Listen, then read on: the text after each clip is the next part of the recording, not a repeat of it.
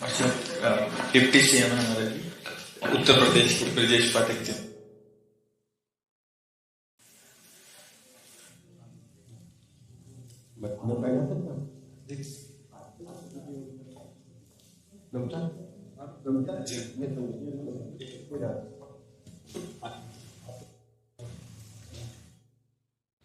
हमारा मनुष्य जन्म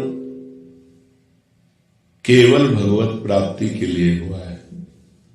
दुर्लभो मानुषो देहो, शास्त्रों में जो दुर्लभता कही गई है वो इसलिए कही गई, साधन धाम मोक्ष कर द्वारा पाए न जे परलोक सम्हारा, शो परत्र दुख पावई सिर धुनि धुनि पछताए, काले कर्मे ईश्वरे मिथ्या दोष लगाए। अब भगवत प्राप्ति कैसे होगी? मनुष्य जन्म भगवत प्राप्ति के लिए हुआ है। अब भगवत प्राप्ति कैसे होगी?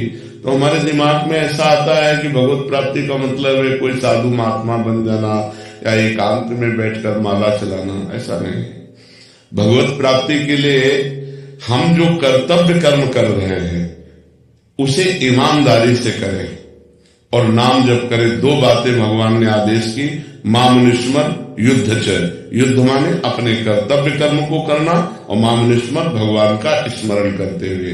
तो जो आपको पद मिला है, जो आपको समाज सेवा मिली है, उसको सच्चाई से ईमानदारी से यदि हम राष्ट्र सेवा की भावना से, समाज सेवा की भावना से करें और नाम जप करें तो इसी से भगवत प्राप्ति हो जाएगी।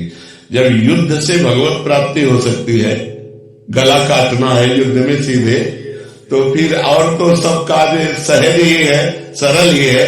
जब युद्ध करते भगवत स्मरण हो सकता है तो फिर समाज सेवा करते हुए भी भगवत स्मरण हो सकता है। हम जहां प्रलोभन और भय, ये दो शब्द ऐसे हैं जो हमको नीचे गिरा देते हैं।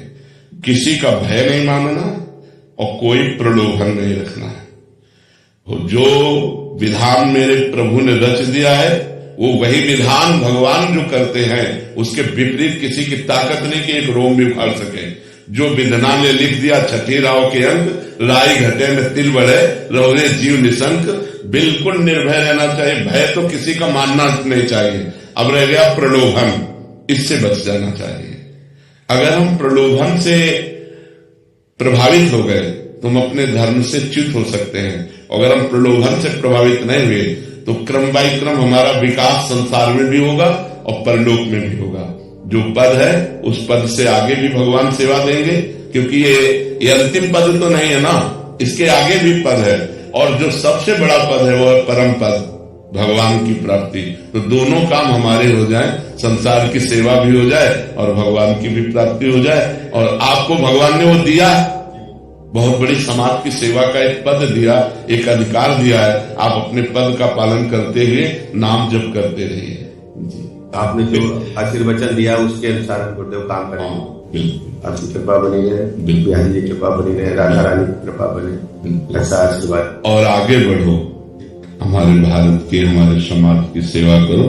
बस निर्भय और निर्लोभी रहना, कहीं भी कृपा गुरुदेव हम उसको गांठ बांधते हैं, गुरु मंत्र यही है मेरा। हाँ, भय तो करना नहीं। विश्व में कोई ऐसा पैदा नहीं हुआ तो भगवान के विपरीत चल सके।